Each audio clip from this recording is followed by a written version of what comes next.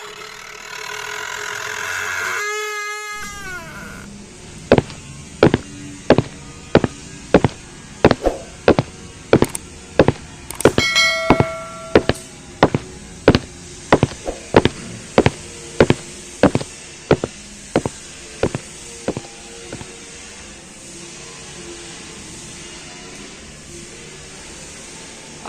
warahmatullahi wabarakatuh. Ya sobat doang semua. Alhamdulillah kali ini kita bertemu dalam cerita yang ke-45 di channel dan doang malam. Dan dalam cerita kali ini saya akan membawakan sebuah kisah atau cerita tentang pengalaman Bang Ivan sebagai seorang pemborong atau ahli konstruksi sebuah proyek lah. Saat dia mendapatkan proyek dengan sebuah proyek dengan gudang di sebuah kampung di sisi selatan Yogyakarta yang agak ke timur, dan di situ Bang Ivan mendapatkan beberapa pengalaman yang tidak bisa dilupakan sampai sekarang. Dan sebelum cerita ini saya mulai, saya ingin mengucapkan terima kasih pada sobat doang malam semua yang sudah like, sudah subscribe, sudah komen, sudah share video ini, dan yang sudah nonton video ini. Saya doakan semoga sobat doang malam diberikan kesehatan, rezeki yang melimpah, serta mendapatkan kebaikan di dalam kehidupannya. Amin. Ya, jadi ceritanya begini. Si Bang Ivan ini adalah seorang ahli konstruksi, sebut saja pemborong proyek ya. Dia menguasai beberapa jenis pekerjaan, dan intinya saat itu dia ditelepon oleh seorang temannya, dimintai tolong untuk menjalankan proyek yang saat itu berada di sisi selatan Yogyakarta, dan temannya itu membeli tanah di dekat daerah situ untuk dijadikan gudang itu untuk pembuatan konstruksi tiang-tiang, pokoknya untuk workshopnya kan. Gudang untuk workshop, dan si Bang Ivan ini dipercaya untuk menjalankan workshop tersebut ya, sampai proyek itu selesai. Akhirnya setelah deal-dealan, ngobrol-ngobrol, akhirnya Bang Ivan pun bersedia dan siap berangkat ke Yogyakarta. Dan kebetulan untuk temannya itu dia sudah 1 minggu berada di Yogyakarta, dan besoknya dia harus kembali ke Jakarta. Jadi sore itu Bang Ivan pun berangkat dengan kereta malam ya, pagi harinya sampai di stasiun dan dijemput oleh temannya tersebut, dan langsung diajak menuju ke workshop atau gudang tersebut. Untuk posisi workshopnya sendiri adalah dari sebenarnya melalui sebuah jalan besar, dan setelah itu masuk ke jalan kampung yang sebenarnya sudah di aspal, dan gudangnya itu tak jauh dari situ. Nah, di situ tuh kanan kirinya masih kebun, belakangnya masih kebun, kebanyakan pohon jati gitu kan. Dan tempatnya itu bukan di dataran rendah, di dataran agak tinggi, dan dengan kontur tanah yang miring-miring gitu kan. Dan di posisi di desa tersebut rumahnya itu jaraknya masih jauh-jauh, jadi mungkin ada yang 500 meter dari gudang tersebut, dan untuk menuju ke masjid itu jaraknya sekitar 200-an meter. Ya, setelah sampai mereka di workshop tersebut, akhirnya si Bang Ivan diperkenalkan kepada para pekerja yang mengerjakan proyek di workshop tersebut ya. Ya mungkin pokoknya pekerjaan urusannya dengan besi lah, ngelas-ngelas seperti itu. Setelah diperkenalkan, ya udah akhirnya si temannya dari Bang Ivan itu, karena siang itu harus kembali ke Jakarta. Selesai memperkenalkan gitu Bang Ivan kepada para pekerja, dan menunjukkan Bang Ivan kamar mesnya kan di lantai 2, terus kamar anak buahnya di bawah. Dan kebetulan saat itu Bang Ivan mendapatkan fasilitas yang terbilang lumayan ya. Di kamar tersebut tersedia perabotan yang cukup komplit lah, mulai dari TV, AC, ataupun perlengkapan untuk kenyamanan, penunjang kenyamanan di kamar itu loh ya. Karena posisinya kan Bang Ivan dari Jakarta, jadi fasilitasnya harus disesuaikan agar supaya betah dan pekerjaannya cukup baik di proyek tersebut. Ya, akhirnya siang itu setelah selesai, si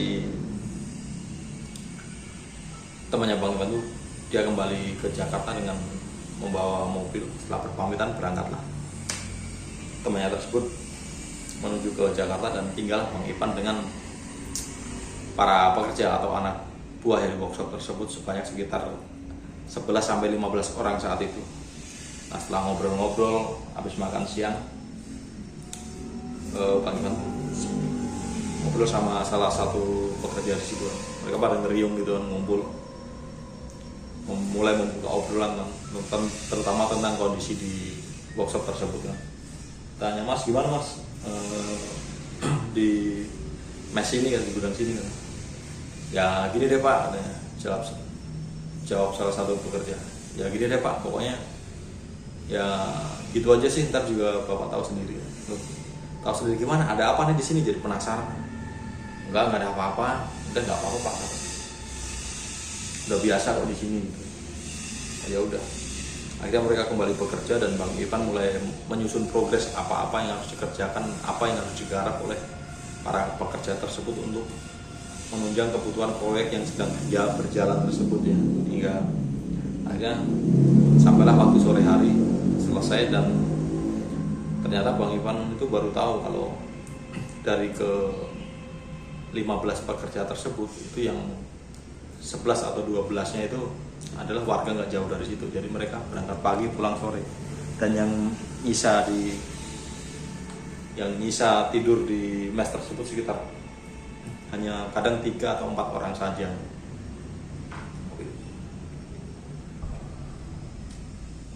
Hanya 3-4 orang saja.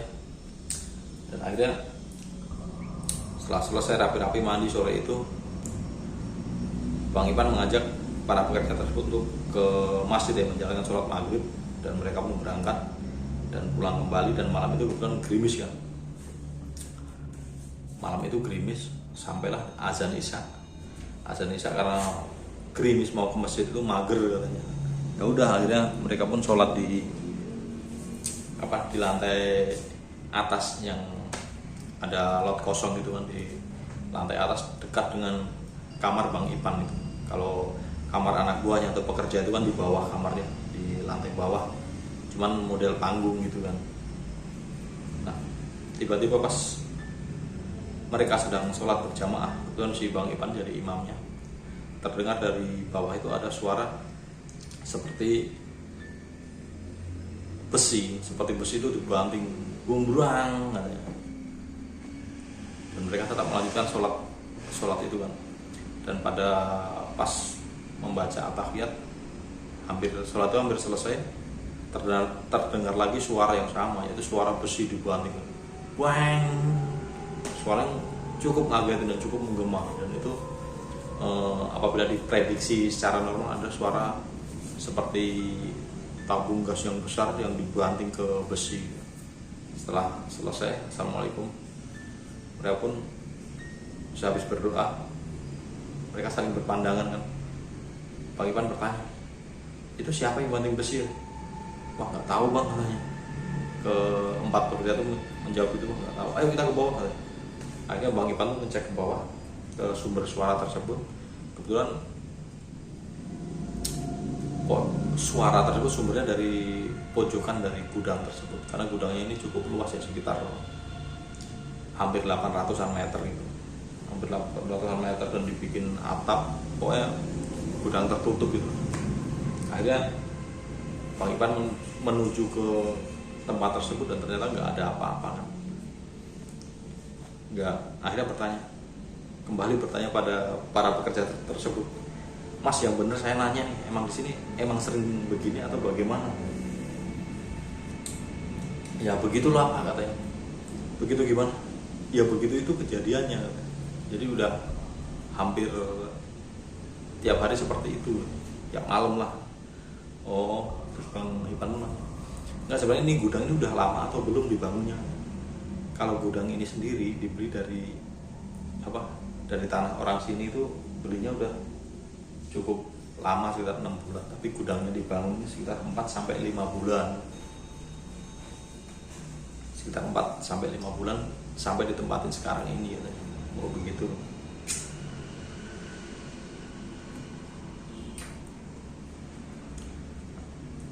Akhirnya ya udahlah, kalau emang sering begini nggak apa-apalah katanya. Akhirnya malam itu Bang Ipan pergi ke kamarnya, dan karena masih agak lelah juga tertidur, dan sampai pagi hari itu nggak terjadi apa-apa. Dan paginya mereka bekerja lagi, dan sore hari habit yang sama pun terulang. Bang Ipan ngajak sholat maghrib dan pulang lagi, kemudian itu sholat isya ke masjid, pulang lagi. Nah pas pulang ini sekitar jam 8 atau 9 malam itu Bang Ipan rebah-rebahan di kamar kan. Dia mendengar suara itu lagi, dueng, dibanting lagi kan. Akhirnya Bang Ipan ini mendengarkan dengan sesama, oke lah, kali ini aku akan intai dari atas, ada apa di bawah itu. Kemudian Bang Ipan ini kamarnya, mesnya itu di dekat pagar depan tapi di atas, jadi dengan leluasa memantau ke gudang bagian belakang, karena itu kan ngeplong los, nggak disekat sama sekali. Ya, akhirnya Bang Ipan tuh mengintai dari balkon atas ya, balkon dari dalam tuh, ke arah sumber suara tersebut. Dan akhirnya suara kedua pun terdengar lagi seperti besi dibanting itu, dan arahnya itu tetap dari pojokan, dan dari situ nggak terjadi apa-apa, terlihat nggak terlihat pergerakan apa-apa, hanya suara besi aja dibanting, dueng gitu, memecah keheningan malam, dan suara itu cukup kencang. Dan saat itu si Bang Ipan ngecek ke bawah, yang para pekerja di bawah itu kok nggak ada reaksi, nggak ada apa, nggak taunya menurut Bang Ipan mereka tuh udah pada tidur karena kecapean, termasuk kan kerja berat itu.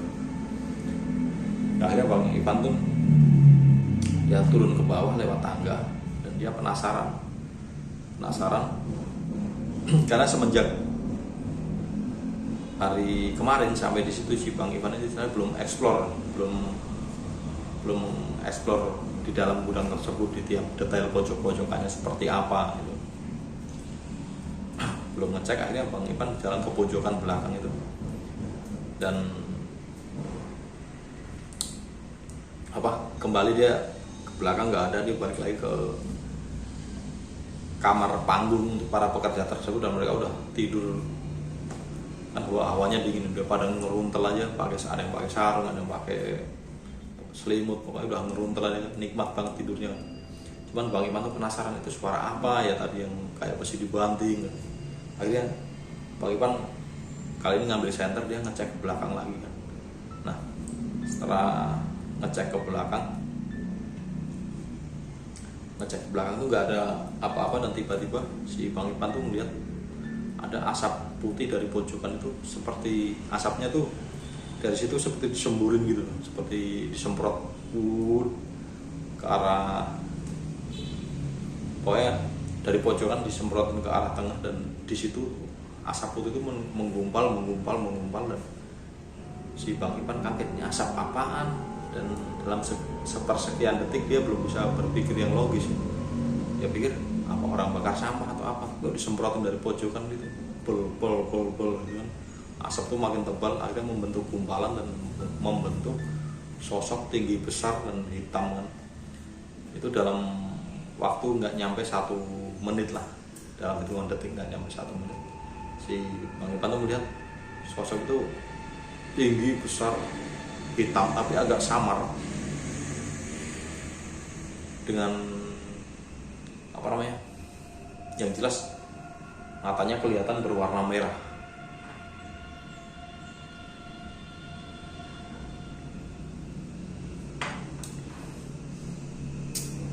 Sosok tinggi hitam itu matanya berwarna merah, dan langsung imajinasi atau ingatan dari Bang Ipan ini kan, karena dia pernah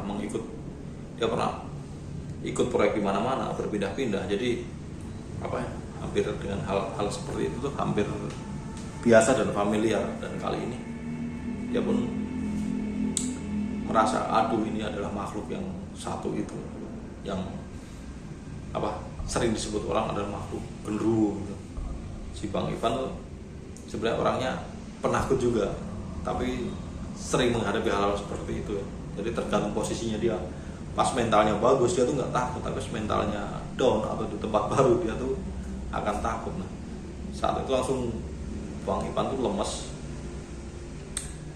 dan dia mencoba berlari menuju ke arah gerbang depan, dan dia pun bisa berlari tapi cukup berat kan, sambil mau manggil para pekerja tadi, mas gitu. Suara itu nggak keluar, jadi seperti kebungkam, suara nggak keluar. Akhirnya dia bisa berlari sampai tengah gudang dan kakinya lemas, dia pun terjatuh. Akhirnya kemudian nengok ke makhluk tadi yang di belakang. Ternyata makhluk itu berjalan mendekat sambil tangannya itu seperti mau menerkam gitu kan. Dan makhluk itu berjalan mendekat, melangkah mendekat perlahan seperti slow motion gitu. Tangannya seperti akan menangkap atau menerkam Bang Ipan tersebut. Dengan sekuat tenaga Bang Ipan ini, dia mau berdiri kayak gak sanggup. Akhirnya dia merangkak menuju ke gerbang depan, dan dengan sekuat tenaga sampailah dia di gerbang depan tersebut. Dan dia melihat ke sosok di belakang itu semakin dekat dan mendekat. Nah, Bang Ipan tuh tadinya mau membuka pagar, mau kabur keluar minta bantuan warga atau gimana, karena yang para pekerja itu udah pada tidur semua. Dia teriak-teriak itu, entah Bang Ipan yang nggak keluar suaranya atau para pekerja ini pun tidurnya terlalu pulas. Akhirnya Bang Ipan tuh mau membuka pagar, dia lupa nggak bawa kunci kan, dan makhluk itu pun semakin dekat. Dan pas kondisi saat itu dia bisa berteriak, tolong gitu kan.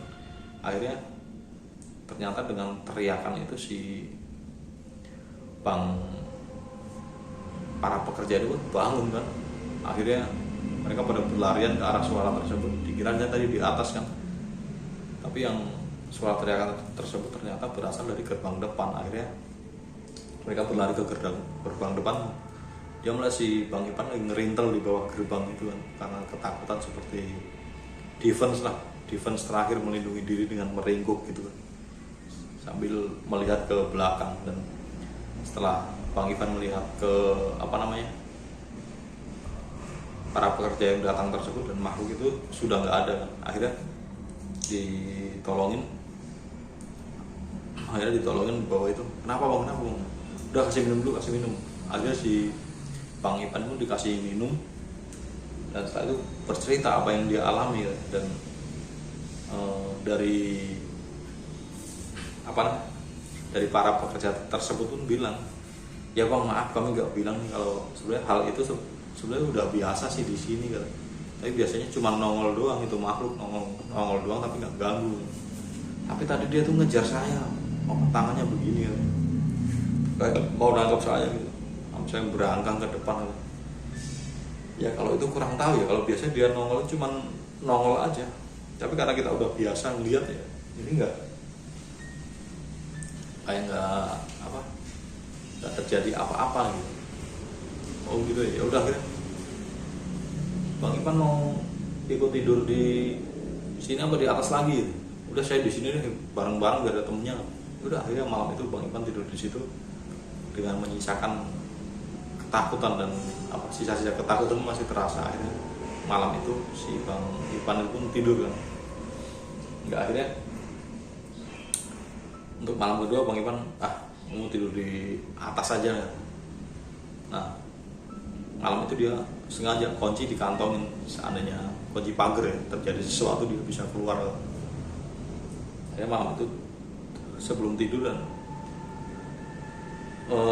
ini malam keempat Bang Ipan tidur jam 9 tuh dia dengar suara itu dibanting lagi kan.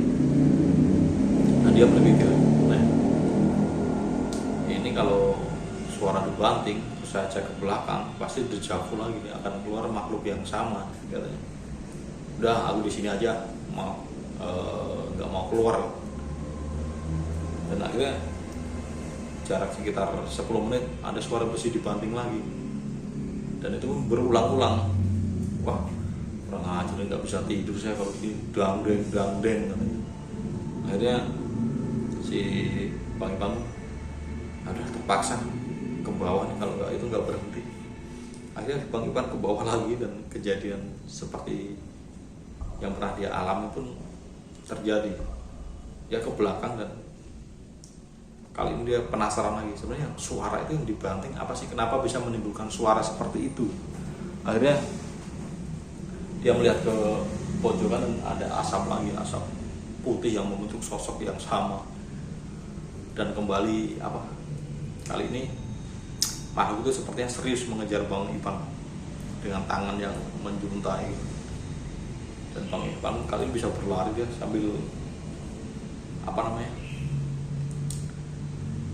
sambil bangunin si para pekerja tadi, mas bangun mas, ayo keluar kata. Tapi si para pekerja itu udah tidur pulas lagi. Akhirnya si Bang Ipan, makhluk itu mengejar secara perlahan dan Bang Ipan tuh membuka pintu gerbang dan dia berlari keluar. Nah, keluar dia berbelok kiri ke arah masjid karena si Bang Ipan tahu di masjid itu ada pos ronda dan ada bapak-bapak yang sering ronda. Dia dengan buru-buru membuka pintu pagar dan buka, dibanting aja pas posisi nutup pintu sambil banting pintu gerbang itu. Kan gerbangnya dari seng. Dia melihat ke belakang, makhluk itu sudah mendekat. Akhirnya berlari ke kiri ke arah masjid. Nah, sebelum masjid ada pos ronda. Dan dia berlari ke situ. Nah, delalah pas hari malam itu masih ada bapak-bapak pada nongkrong kan. Pada nongkrong dan melihat Bang Ipan. Bang Ipan teriak. Kan dia lari debuk dan si mereka yang pada nongkrong ada sekitar 7 orang kan, 7-8 orang. Mas kenapa mas? Akhirnya sebentar Bang Ipan lari duduk di pos ronda tersebut dan mengambil napas terengah-engah. Nah, setelah agak tenang si Bang Ipan tuh akhirnya ngomong, bapak-bapak, bang maaf ya, saya numpang duduk dulu kan. Oh iya. Nah, masnya ini orang mana, dari mana katanya. Kata salah satu warga dan dia bilang, begini pak, saya orang baru di gudang itu. Oh, di proyeknya itu Pak Yudi katanya. Iya, saya orang baru di situ kan. 2 hari saya digangguin terus pak, digangguin ada. Akhirnya si Bang Ipan tuh ceritain tentang makhluk yang menampakkan diri selama 2 hari dan terlihat ingin mengejarnya tersebut kan. Akhirnya, oh sampai orang baru di sini kan. Iya pak, saya baru 5 hari ini kan, tapi udah tiap malam digangguin di situ istilahnya. Oh gitu kan. Akhirnya ngobrol-ngobrol, Pak, kalau boleh tahu di sini ada orang pinter atau orang apa yang mengerti tentang hal-hal seperti itu ya, biar saya jadi kerjanya nggak tenang kalau malam ini jadi was-was terus, takut kejadiannya enggak.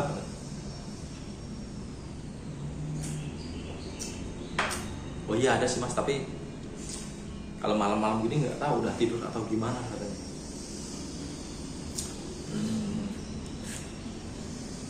Ya udah, apa mau diantar ke sana atau gimana?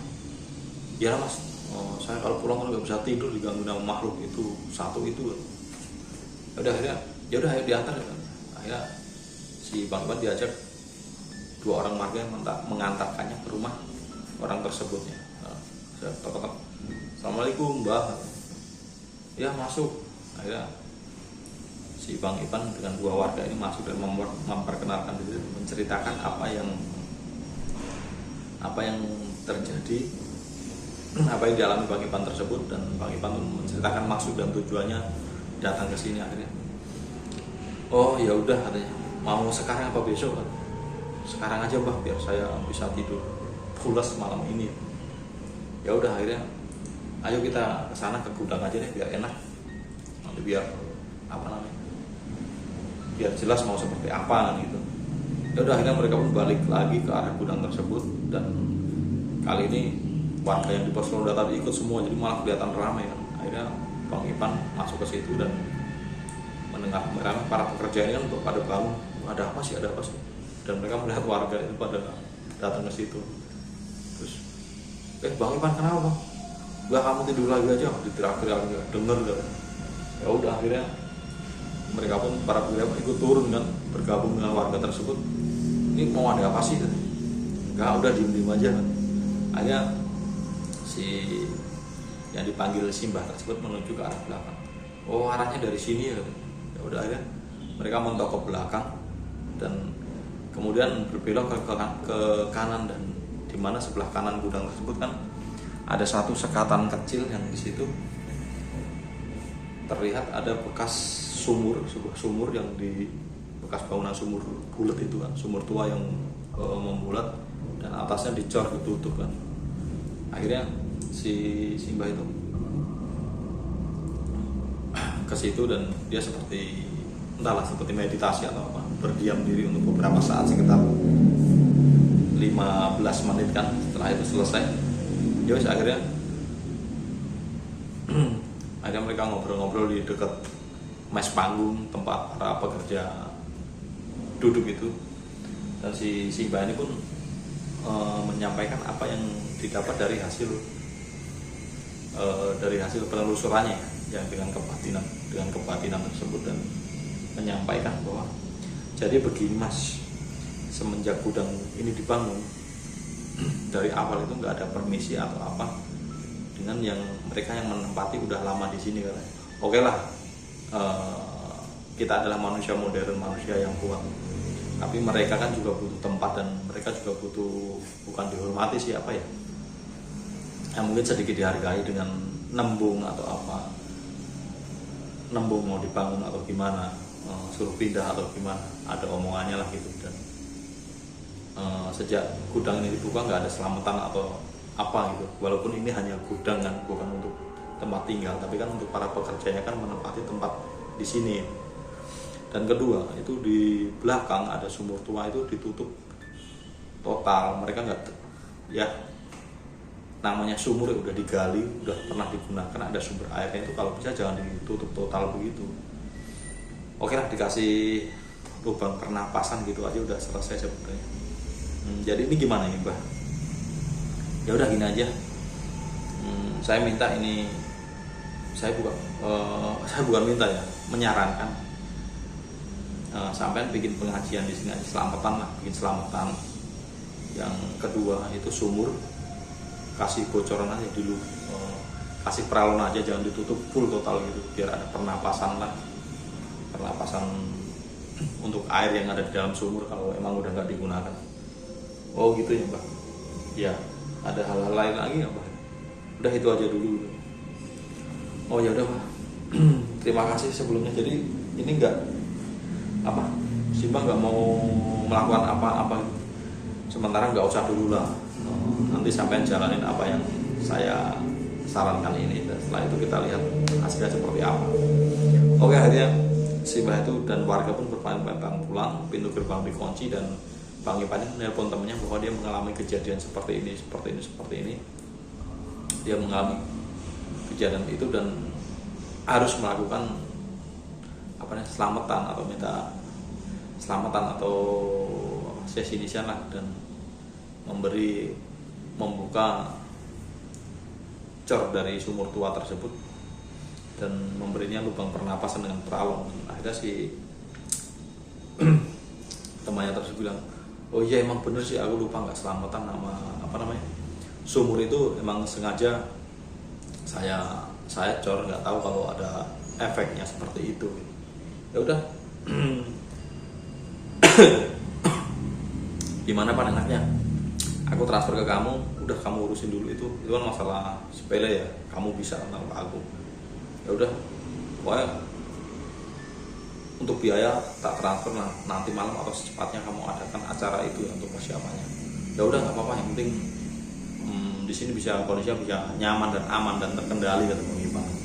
Ya udah, akhirnya pagi itu Bang Ipan dia nggak ngurusi pekerjaan, dia meminta bantuan warga untuk menyiapkan acara selamatan gini. Jadi terima bersih aja, mengeluarkan biaya. Ntar malam ada selamatan di sini untuk suguhan, terus beseknya itu udah diserahkan ke warga seperti apa gitu.